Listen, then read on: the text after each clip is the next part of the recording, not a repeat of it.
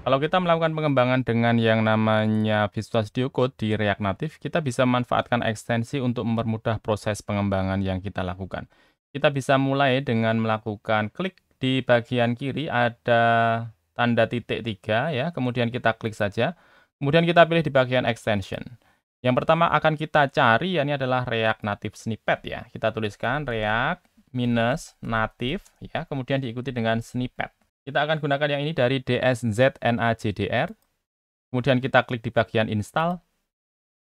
Ya, dia sudah melakukan instalasi dari React Native Snippet di Visual Studio Code kita. Kita coba lihat di bagian app.js ini. Misalnya di sini adalah script yang dibawakan oleh React Native ketika kita pertama melakukan instalasi dari yang namanya project kita. Coba kita akan gunakan snippet yang digunakan, kita Ctrl A saja ya, kemudian kita delete. Nah, di sini kita bisa memanfaatkan snippet yang disediakan, misalnya kita akan membuat sebuah kelas komponen ya, kita tuliskan saja RNC ya, seperti ini, kemudian kita klik di bagian atas, dia sudah membentuk kelas komponen di bagian script kita. Dan kalau misalnya kita akan melihat apa saja fitur yang disediakan oleh snippet ini, kita tinggal lakukan saja ya, kombinasi dari tombol. Kita ketik di bagian keyboard kita, Ctrl, diikuti dengan tombol Shift, kemudian diikuti dengan huruf P. Ya. Kemudian kita tinggal cari saja ES7 snippet search ya, di bagian atas ini. Nah, di sini kita tinggal cari ya untuk snippet yang disediakan, misalnya kita cari dengan menggunakan yang namanya class. Maka dia sudah menampilkan di bagian atasnya ada create React component class, kemudian create React component class with ES7 dan sebagainya. Bisa kita pilih, misalnya kita akan menggunakan yang namanya functional, tinggal kita tulis di sini functional. Nah, di sana sudah ada pilihan yang lain dari RFCE, kemudian RFC dan sebagainya, dan kita menggunakan yang namanya React Native Snippet dari DSZNAJDER.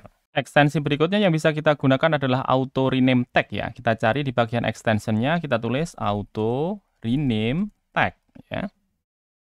Kita pilih yang bagian atas dari Junhan ya, kita klik saja. Kemudian kita pilih di bagian install. Baik, untuk instalasi sudah selesai, kita akan coba lihat. Kita menuju ke bagian app.js lagi. Dan guna dari auto rename tag ini misalnya kita akan merubah dari teks ini, kita akan ubah menjadi teks input misalnya. Kita tuliskan teks input ya. Maka kita lihat di bagian depan dia akan mengganti dari teks input, dan di bagian belakang dia juga akan merubah menjadi teks input ya. Kita masukkan di sini misalnya teks input. Oke, kemudian kita enter. Kita lihat di sini tulisannya sudah berubah ya, dari yang sebelumnya adalah teks, dia berubah menjadi teks input. Misalnya kita akan buat lagi di sini dari tulisan teks, kemudian kita masukkan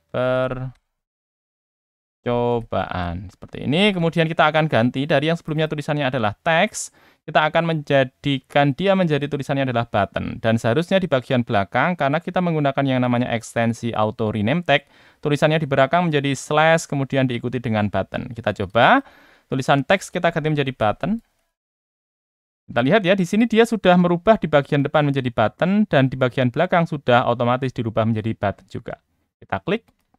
Nah, seperti ini, dia sudah merubah depannya menjadi button, kemudian di belakang juga dirubah menjadi button.